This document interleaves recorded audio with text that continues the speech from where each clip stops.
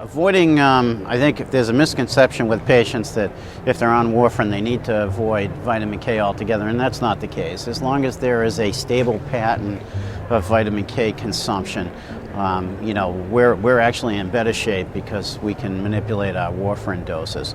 So the important elements with rivaroxaban in its higher doses for atrial fibrillation and the treatment of acute venous thromboembolism, it should be taken with a meal. And the dynamics of its bioavailability change very dramatically from the lower doses of 10 milligrams that are typically used in venous thromboembolism prevention versus stroke and systemic embolism prevention and acute treatment of venous thromboembolism with a 20 milligram dose. So that should be taken with an evening meal, and I think that's probably the most important fact. The remaining elements or agents seem to do quite well.